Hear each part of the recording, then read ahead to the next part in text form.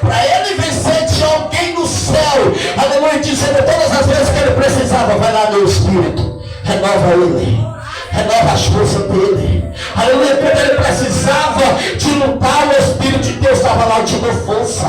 É por isso que a igreja, ela não vive só. A igreja, ela foi selada com o Espírito Santo de Deus. E o que acontece? Ele é vencido pelo inimigo, mas ele era para vencer o inimigo. E por que ele foi vencido? Porque ele não deu crédito à palavra de Deus. Entenda uma coisa nessa tarde: Deus não te escolheu para você ser vencido pelo inimigo, porque ele disse que nós somos mais do que vencedores em Cristo Jesus. A palavra diz que nenhuma condenação há para o que estão em Cristo Jesus, que não anda segundo a carne, mas segundo o Espírito. Então por que tu está duvidando da grandeza de Deus? Por que tu está querendo parar? Por que tu está querendo entregar o que Deus colocou na tua vida, dizendo: eu não dou conta mais, eu não vou dar conta mais de prosseguir, eu não vou dar conta mais de caminhar, eu não vou dar conta mais de ir para a igreja, eu não vou dar conta mais de ler a palavra, eu não vou dar conta de louvar. E o Espírito de Deus está dizendo nessa tarde: hoje eu vim aqui neste lugar para me te dizer: há um tempo de restauração, e esse tempo é nessa tarde. Eu vou descer neste lugar para me renovar tuas forças, fortalecer a tua vida espiritual e trocar tuas armaduras nessa tarde. É necessário. É necessário. A palavra diz que levou ele, seus dois olhos é vazado. Aleluia. Colocar ele para trabalhar e amanhã como de jumento. Mas a palavra diz que o cabelo de Sansão crescia. É o inimigo olhando e dizendo: eu derrubei. É o inimigo olhando e dizendo: eu acabei com o ministério. Mas o cabelo de Sansão estava crescendo. Aleluia. O que isso quer dizer? Por mais que o inimigo tenta, aleluia, destruir o que Deus tem, aleluia, na tua vida, mas sempre Deus terá um segundo plano na tua vida. Aleluia. Não, pastor, eu entendi. Eu vou usar a palavra para você entender. Quando Deus disse para Jonas: desce, vai pregar por Nínive, ele desce para Jope, pega um navio para Tarso. Mas quando ele é jogado no mar, com um grande peixe engole, que vomita ele na praia, a palavra diz que agora vem a segunda vez a palavra do Senhor a Jonas, dizendo: vai e prega a minha palavra. Então eu quero te dizer: se na primeira vez falhou, se na primeira vez fracassou, Deus está abrindo uma segunda oportunidade para a tua vida nessa tarde. Mas Ele não abre mão de você. Ele não abre mão. E a palavra diz que Sansão faz uma oração e pede a Deus que Deus desse a sua força mais uma vez, para que ele livrasse de todos os seus inimigos. E na morte de Sansão ele matou mais do que toda em sua vida. Pastor, mas Sansão passou. É verdade. Mas sempre quando Deus precisa de alguém, Deus não manda ele só. Porque quando Deus disse para o profeta Samuel: unge, vai ungir entre os filhos de Jessé. A palavra diz que a primeira coisa que, quando ele vai no capítulo 16 de 1 Samuel, no versículo 13, ele deita o azeite sobre a cabeça do menino, do garoto.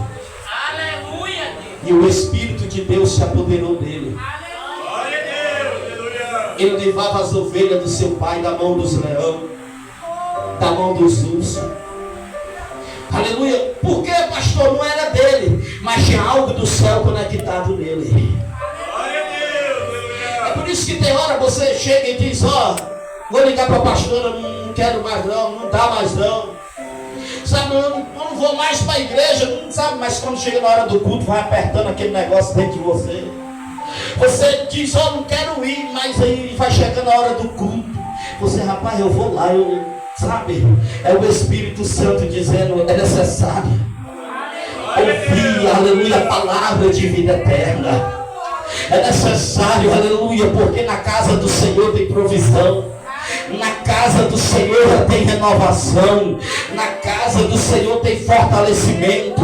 Então, aleluia, a igreja ela anda em união e em conjunto. Aleluia, pastor, mas na minha casa eu posso congregar? Pode. Mas no dia que não tiver culto, no dia que tiver culto, você vem para a igreja receber esse calor do irmão, da uma irmã, ele vai contar um testemunho, vai edificar a tua vida. Você vai ouvir uma palavra, o Espírito Santo de Deus vai falar contigo. Já pensou se essa tarde hoje você não viesse aqui? Eu tenho certeza que tem gente aqui que já recebeu, aleluia, coisa que ainda não recebeu durante esse ano inteiro, mas essa tarde você já recebeu. Você já sentiu a presença do Espírito Santo, você já chorou, você já falou em línguas, você já profetizou neste lugar. O que é isso, pastor? Isso aqui, aleluia, é sinais que Deus está no meio do seu povo e que o Espírito Santo está, aleluia, com a igreja. Isso é sinais. Pastor, então, aleluia, no Velho Testamento o Espírito de Deus era sobre a pessoa, né? Porque a palavra diz que o Espírito de Deus saiu de Saul e se apoderou de Davi. Então toda vez que Davi precisava, o Espírito Santo descia sobre ele. Toda vez que Sansão precisava, o Espírito Santo descia sobre ele. Aí o que eu acho interessante é que, aleluia, então agora, aleluia, só eram os escolhidos, profetas, a qual, aleluia, Deus escolhia para que viesse receber o Espírito Santo de Deus. Aí vem a promessa, aleluia, a fusão do Espírito.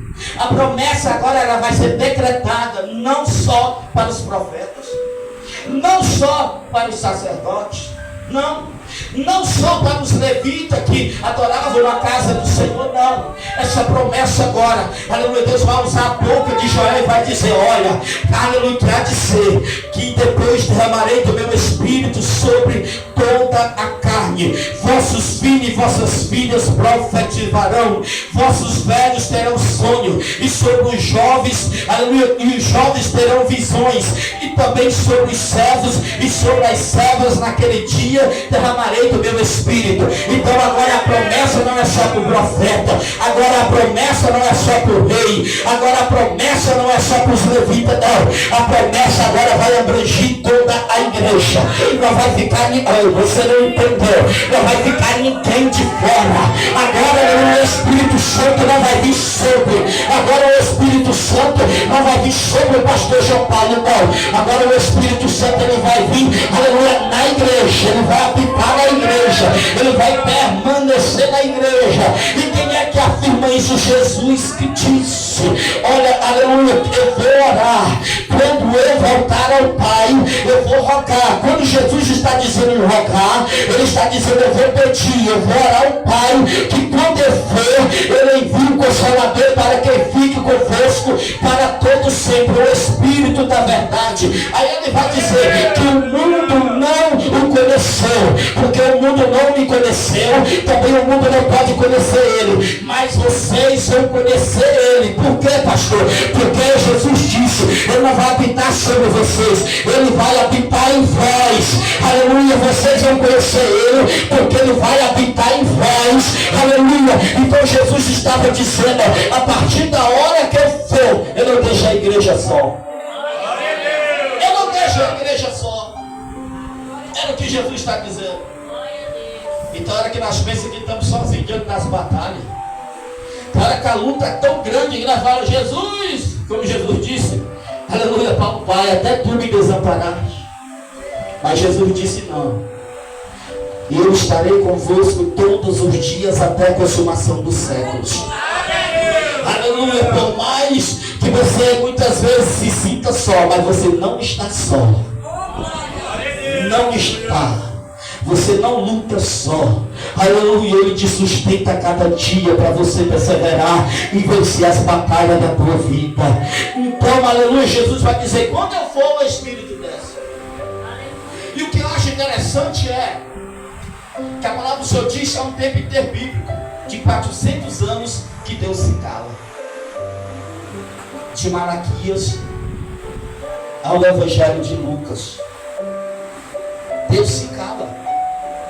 Não tem profecia. Deus não fala com o homem. A palavra diz que chega um certo dia que Zacarias vai oferecer incenso a Deus no turno sacerdotal, na casa do Senhor. E quando ele entra para oferecer, o povo fica de fora, porque o povo queria saber se Deus ia falar algo ao povo. E a palavra diz que ele demora. E o povo fica de fora e pensando, tem algo acontecendo lá dentro. E a palavra diz que o anjo Gabriel desce do céu com a mensagem de Deus para ele, para o sacerdote. E vai dizer, ó, tua mulher vai dar à luz um filho.